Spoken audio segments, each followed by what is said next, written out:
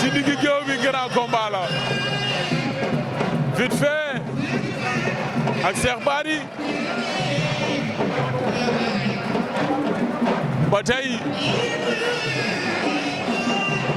waa Jali Birama Thior nooy bëre grand combat bi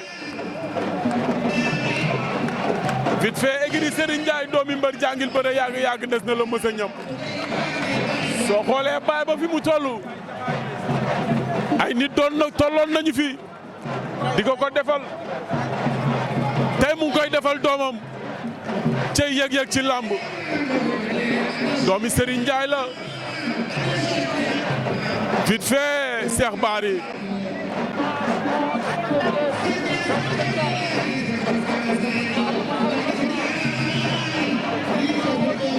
ñoom ñaar ña nga ca diggi géew ba arbitre baa ngi wax ak ñoom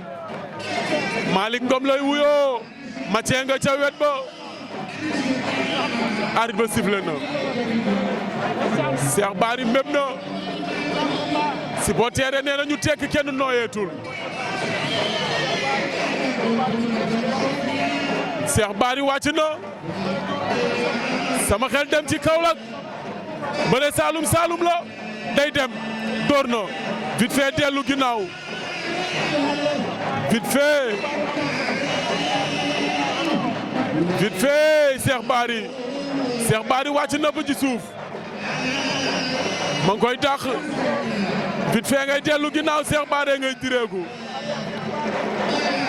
ndax Vite Fait mi mu ngi fi suñu jàppante wala ñu ne runkum lañ ci xam dara Cheikh Bary nga koy dàq mu ngi koy topp tam mu baaraam bàyyi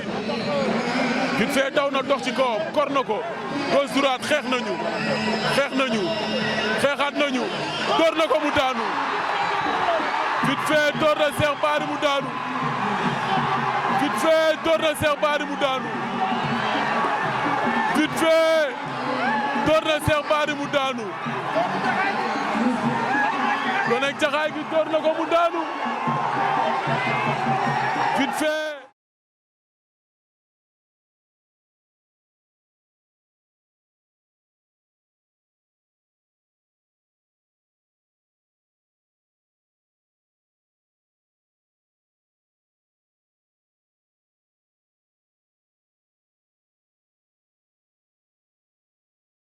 door na Cheikh Bary mu daanu Vite Fait door na Cheikh Bary mu daanu la ilaha illallah Cheikh Bary jommi na ko nekk jaxaay gi door na ko mu daanu door bee dal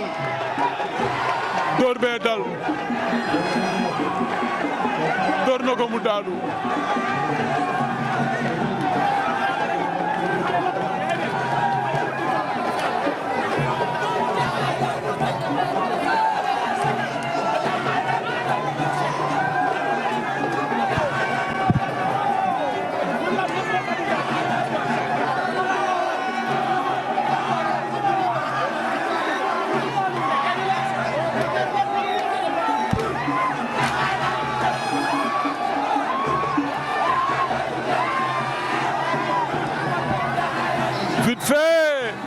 Vite Fait bien fait